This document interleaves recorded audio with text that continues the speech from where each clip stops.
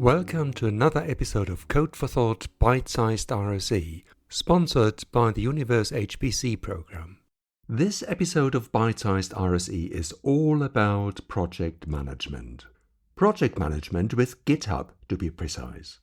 And since there are quite a few people who have to say something about it, you'll hear not from one, not from two, but from 3 engineers and project managers a little bit later on. There's a joke I heard from some tutors and course instructors. If you want to have a fully booked class, do something with Git or GitHub. Well, maybe there's some truth in it, for the fact is that Git and GitHub have become incredibly popular amongst people who write and distribute software. And for good reason. GitHub in particular offers a whole range of tools that go way beyond what Git alone can offer. GitHub is, of course, not the only tool you can use to keep track of your and your teammates' work. There are a number of others, but in terms of source code repositories and code distribution and management tools, GitHub wins hands down in terms of sheer numbers of people who use it. Chances are that you have an account with GitHub yourself, whether it's for your personal use or for work.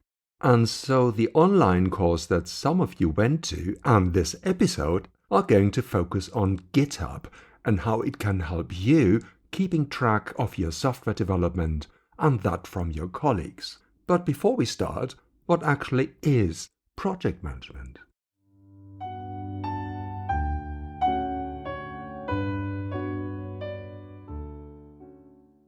Project management isn't exactly new. And it's been used in some form or another throughout the ages. Just think of all the major monuments and infrastructure that were constructed. How could you possibly have finished all of that without keeping track of how it's going, not to mention how much money is left?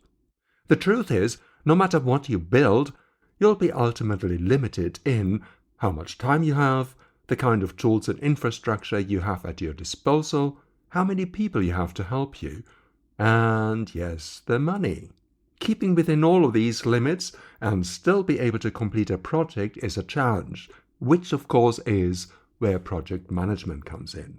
When you go through the history of management, a few names pop up, like that of Frederick Winslow Taylor and his so-called scientific management methodologies. Taylor, born in Philadelphia in the US in the middle of the 19th century, was an engineer who tried to find ways to improve efficiency in production processes.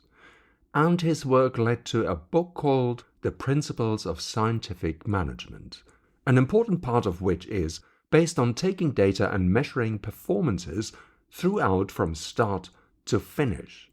Well, the bit about constantly checking people's performances didn't always go down well with the workers. But another pioneer in project management, as we know it today, was Henry Gantz, also born in the US, in Maryland, around the same time as Taylor, and in fact his name survives in one of the graphical tools that are still used in management to this day, the so-called Gantt charts. Since the early days, a lot of different approaches and methodologies have come up, more so in the second half of the 20th century.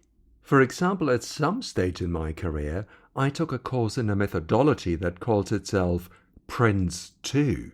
It was very popular for larger projects, in particular public or government projects, and for all I know it may still be in use. Or take for instance Six Sigma, a methodology around quality and efficiency. But one set of methodologies became the dominant way to run projects in the last 2 decades, those that fall under the umbrella of agile software development. And you may have heard of some of them like Scrum or Kanban. Some of these methodologies can be quite complex and usually require people to go on training courses and get a certificate, like for instance Prince2 or indeed Six Sigma. No matter how complicated or not these methodologies are and how different, they're all based on a few common principles. The need to break down work into smaller chunks, so that you get a better idea what you actually have to do in terms of concrete tasks and steps to complete a project. And often it's necessary to break these chunks down even further so that, at least ideally, You enter with a list of standalone work items or tasks you need to do.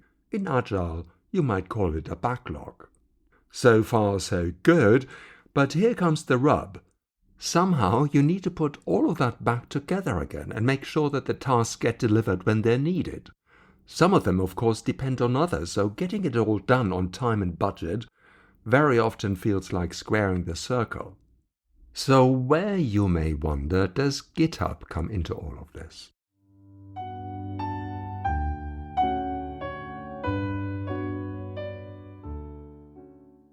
GitHub was made available in 2009, some 15 years ago at the time of recording, and one of the features it came with is simply called issues. Issues, that sounds like bugs, doesn't it? And that's exactly what it was meant for. You find a problem with the code on GitHub, and you report an issue. Well, what works for bugs or issues also works for pretty much everything else that needs doing, like a new feature you want to add, or updating your documentation.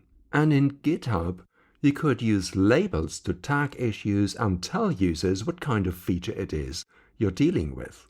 But what was missing for a while was the ability to tag it with a status. And why is that important? Well, when you create an issue, it'll be nice to know at what stage in the development it's in. Is it still waiting to be looked at by a team member? Is someone working on it already? Or is it blocked because you're waiting for something? Or is it actually done? All of that was usually the job of tools project managers used separately. One of the better known ones, for example, is Jira, which actually has an integration point with GitHub, I believe.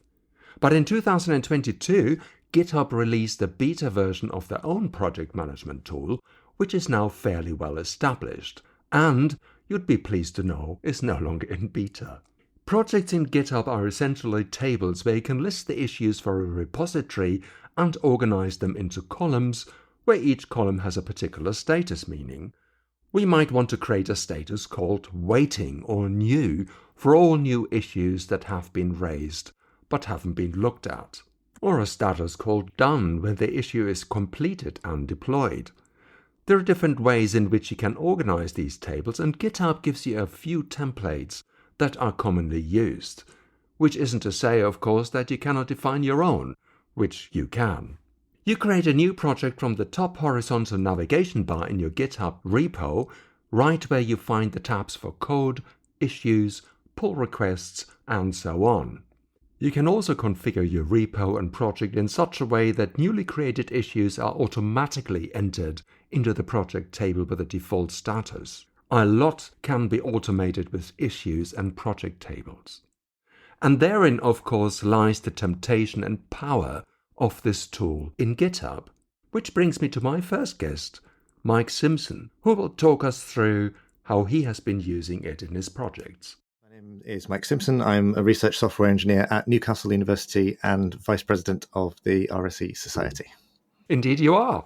And you've been at the RSE conference in Newcastle this year. Yes. And in 2024. And you gave a very interesting talk about project management with Git, in particular with regards to a particular project. Could you talk us through this? Yes. So for the last 3 years, I've been involved in a project called Colouring Cities, which started about 10 years ago. And it started with the Colouring London prototype, which was a website which collected and visualized data about buildings in the city. And that project has sort of grown and expanded. And there are now, I think, over 100 collaborators in more than 20 countries, all using this same source code to collect and share and visualize data about the buildings in our cities, about all sorts of things like their age and their sort of efficiency and that sort of thing. So how do you keep them all together? I mean, it's over 100 people. Yes, and how does GitHub help you with that? Yeah, so I was very fortunate that my predecessors, Tom Russell and Ed Chastry, who some people may be familiar with, they persuaded the PI on the project to get involved with GitHub from a very early stage. So for the whole time I've been on it, at least, the PI has been invested in it. And we've been using GitHub not just as the sorts of version control and code management system, but as a way of managing the project and interacting with, as I say, all these different people in all these different time zones. I remember from your talk, I wasn't there actually while we were at the conference because I attended something else, but In your talk that I saw on YouTube, you mentioned that it's grown of a certain size, this project they're currently working on. And, this is where GitHub project management helps you. But it may not be quite so helpful for smaller projects, or you wouldn't bother doing that. So where do you draw the line? At what stage does a project need something like GitHub project management or any project management tool? Yeah, it's a very good question, and it's something we've been discussing sort of internally at with the Newcastle team.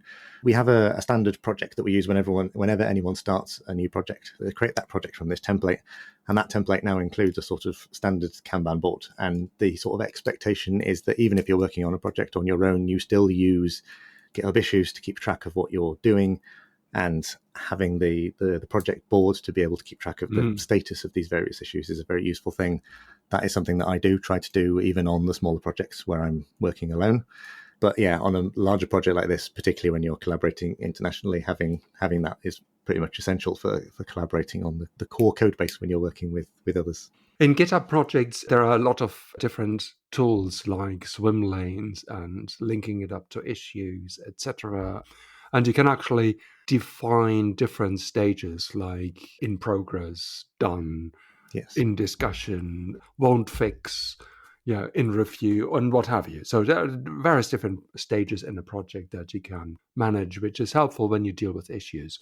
But GitHub itself actually changed the way they've done this, haven't they? I remember the times when you could create a project only for a particular repository, if I remember that correctly. But it's changed now. Could you take us quickly through what's changed and what's new and what's better? So my understanding is that when you used to create projects, there'd be a particular repository and you'd create a project and it would be sort of automatically associated with that repository. And that made it sort of quite easy to create and manage these things. That worked quite well. They have now changed it so that the projects exist sort of separately from the repositories, which means that you can have a project linked to multiple different repositories that are all part of the same project, or potentially vice versa.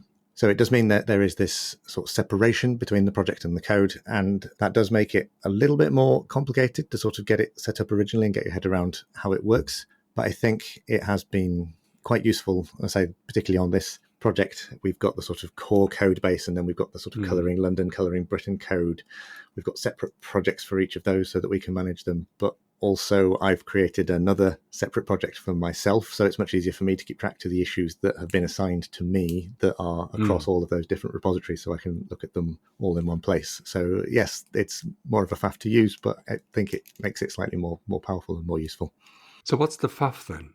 What's so complicated in setting it up? It's just when you first create them, I say they exist in this sort of separate state. They're not directly linked to a repository. You have to create that link yourself by attaching it to the repositories. Nowadays, you can have projects per user as well as per organization. So in Newcastle University, I guess that you have a GitHub organization that you link these projects to, or is it linked to individual users? Or so both? Most of our projects are linked directly to the repositories for the various different projects that we're working on. I think there are some people who use a project for themselves, again, to keep track of issues across multiple different projects, because most of our RSEs work on 2 projects at once, so it helps keeps them organized in that way. But yeah, mainly I think you end up with having a project connected directly to a repository like you did. It just allows you a bit more flexibility, I think. Okay, we talked a little bit about the nitty-gritty bits of GitHub projects, but as I said, GitHub isn't the only game in town. So what is it then that makes GitHub projects so attractive?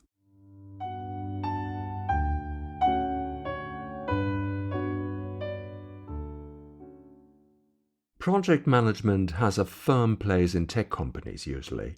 All companies I worked for had some form of some more, some less sophisticated tools and processes to make sure stuff gets done on time and budget. But in open source projects and in many research projects, things work a little bit differently. In research projects, there often is a lack of funding for even software engineers, which means that software engineers often have to be their own project managers, as well as writing the actual code. Things get even more complicated when you are working with open source projects where, if you're lucky, there is a handful or sometimes even only 1 or 2 individuals who are the owner and maintainer of a project. The rest are external contributors who contribute to the code on and off. How would you project manage that? Well, one of these projects is called Parsl, and I had the chance to meet with the maintainer, Ben Clifford.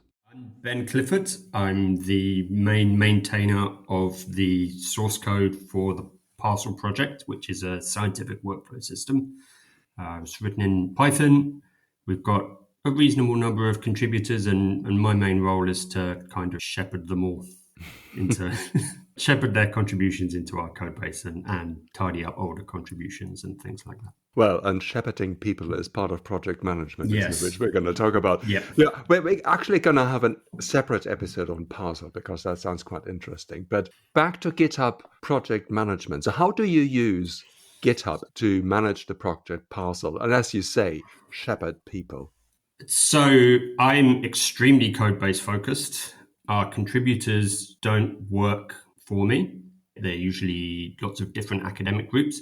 We don't look like a team of developers who can do sprints and have lists of things to do and a manager who says, you work on that, you work on this. Our flow is completely different to that because we're organizationally so distributed and chaotic.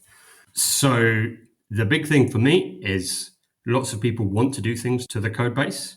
Lots of people have ideas, they have lots of issues, and we use GitHub to track those issues. It's got a reasonable issue tracker. It's pretty easy to use. Everyone has a GitHub account. Or we tend to not have to-do lists or action cards or any process like that because that's managed by the individual groups who are contributing in their own way. And so what we see is a thing will just appear as a pull request out of somebody else's development process. And so for me, the units of sort of management of this are issues and pull requests. Maybe we start with an issue, somebody picks it up or not, and it results in a pull request as the artifact that we are managing. How are we going to get that merged in? How are we going to get it to the quality we want? How's it going to fit into our overall, hopefully coherent model? I think it's quite interesting that you mentioned issues and tracking issues and pull requests, which is what people probably are familiar with. But I think in a conversation we had before, you mentioned that GitHub actually brings a lot more to the table. Code management, sort of the version control system by itself, the continuous integration and the continuous deployment, which also helps with management, doesn't it? Yeah. One of the nice ways that I've discovered to tell people that their pull request is not good enough is to have a computer tell them that their pull request is not good enough and have a sort of scientific way. So we do that with code formatting, for example. We have code format checking. That's a really simple thing to do. Detect simple errors, weird indentations, stuff like that. That runs automatically when you make a pull request. We have a test suite that is very good in some places and extremely weak in other places, and that runs on every pull request, and a few other static analysis tools. And having that system say, here's a concrete scientific thing that we have declared must work, and it doesn't, is a much nicer way for someone to be told their pull request is broken than have some grumpy old greybeard man say, this is not good enough because I say so. As Ben mentioned, his approach to project management is very code and data-driven. And the fact that GitHub integrates both project tracking and code management tools helps to make life simpler for Ben and all the contributors to the Parsl project. Ersilia is another non-for-profit organization that runs its source code off GitHub. And I had a chance to meet up with the co-founder, Gemma Turon, who is talking us through her motivation of using project management directly inside GitHub. Hi everyone, I'm Gemma. I'm a molecular biologist by training and the co-founder of a nonprofit organization called Ersilia, in which we develop open source AI tools for drug discovery. So it would be good to see how you use GitHub for project management and why you use GitHub in the first place. Being an open source organization, first and foremost, all our code was already being developed in GitHub. So everything we do is posted real time in GitHub. And we very early on realized the need. So I come from an academic background, right? So very early on, we had to adapt in our small organization to some of the startup or industry level project management systems. So we tried quite a few things like Asana, Monday.com, and all these great tools that are out there. But eventually we realized that GitHub was actually much more than a simple code repository, something that we did not know at the beginning. And I have to say, was actually mostly thanks to GitHub volunteers. So GitHub employees that volunteered at Ersilia for a certain period of time, helping us improve our infrastructure and so on. And that is where we realized the potential of GitHub for project management. In a couple of sentences, the most important to us is that it's open. So anyone can jump in and look at what we are working on, which really is in line with our mission and vision of science and research software. And secondly, because it allows us to very fastly onboard new open source contributors. We have a lot of programs that promote software development, capacity building, and internships for underrepresented students in STEM. And we found GitHub to be the best way to incorporate all of these newcomers to software development. So exactly how do you use GitHub features? What features do you use and how are they employed in your workflow? Of course, we base everything on GitHub issues. So basically, we try to determine, we have adopted our own version of an agile approach, I think it's called. I'm really not an expert on these terms, so don't take me here. But so we use GitHub issues, which allow you to open a question or a task in a given repository, so for a specific project. And they can be long issues where we explain a lot of tasks that need to be done. That would be like a batch project, or individual tasks, like simple things that need to be done. These issues then can be labeled with several tags. For example, good first-time contributions, which is really something that you should look for if you are starting to contribute to open source, or enhancement if we are talking about something that is not necessary but would improve our tool, and so on and so forth. So that's the first level. And then you can assign those issues to the contributor that is working on them. Of course, they need to have a GitHub account. That's the only requirement. And then we organize all these issues into what we call a project board, which can take the form of a Kanban board, where you basically see how the project is evolving and who is working in what at what given moment and what is on tasks that are on hold. Project is actually a separate feature in GitHub, which is where you can set up, I think there are different templates, aren't there? You mentioned Kanban board. I think there are the swim lanes and you have different options. Yes, you do have all the traditional project management setups. We use Kanban boards, but you can have them also as a list or whatever fits you best. So what happens then if one of the engineers or one of the contributors finishes a piece of work and wants to submit it? So this is where GitHub automations come in very handy. So when someone is working on their issue, usually what they do is they fork the repository, right? So they don't work directly on our code. They fork it, they work on their version, and then they open a PR, which is a pull request, to bring back the code into the main repository. Once this is done, this is linked to the specific issue, so everything is automatically linked.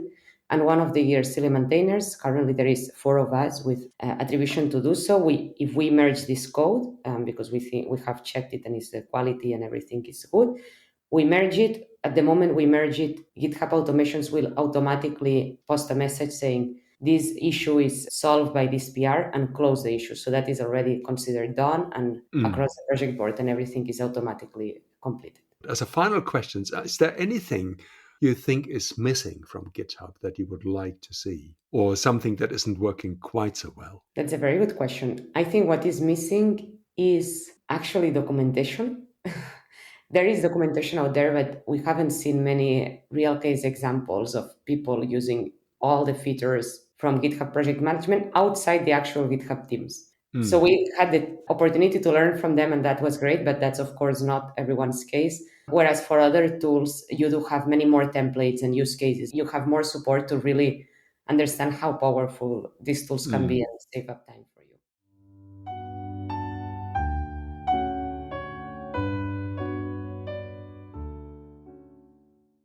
I hope Mike, Ben and Gemma gave you a flavor what project management with GitHub does for them and why and how they use it. And different as the 3 projects are, they have one thing in common: the fact that the user and developer base is distributed all over the place. which is in contrast to the way many organizations and companies are run. Managing projects for open source applications and software is indeed a major headache.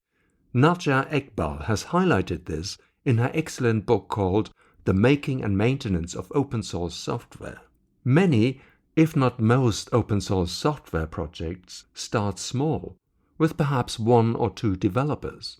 Once they grow to a certain size, and that can happen very quickly, the creators and owners of the repositories start to struggle to keep up with all the questions and issues users have and the contributions that may be coming in.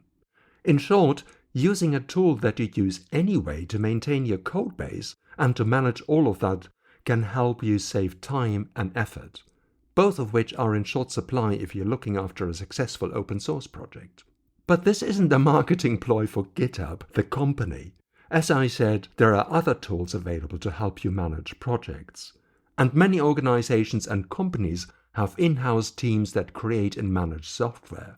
So a lot of the challenges that Mike, Ben and Gemma face may not apply to them.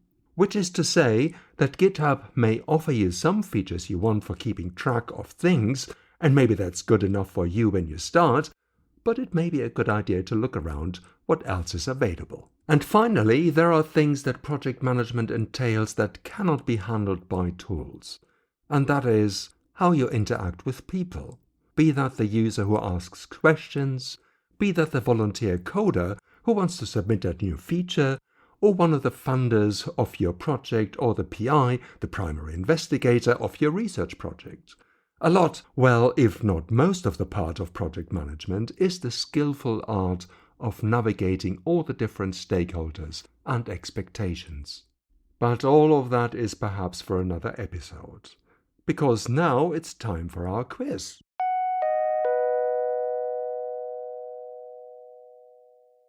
So to get us started, the first question is, how are GitHub projects linked to your source code repository, and what do you need to do to achieve this? And the second question, how to ensure that new issues are automatically entered into a linked project table. Have a think, and if you like, you can share the answer using the contact details in the show notes. And as per usual at the end of an episode, if you have comments, suggestions, or you simply want to say hello, do get in touch. Code for Thought is on LinkedIn, Mastodon, Slack, Matrix, and Blue Sky. And if that isn't enough, you can also contact me via email or via text directly from the show notes. And if you'd like to leave a review, that'll be lovely too. Thank you for listening to this episode of Code for Thought Bite-Sized. The content and the interactive ByteSized RSE sessions are created and run by Jeremy Cohen from Imperial College London and Steve Kraut from Southampton University. The podcast episodes are produced by Peter Schmidt. Finally, we'd like to thank Universe-HPC for their continuous support.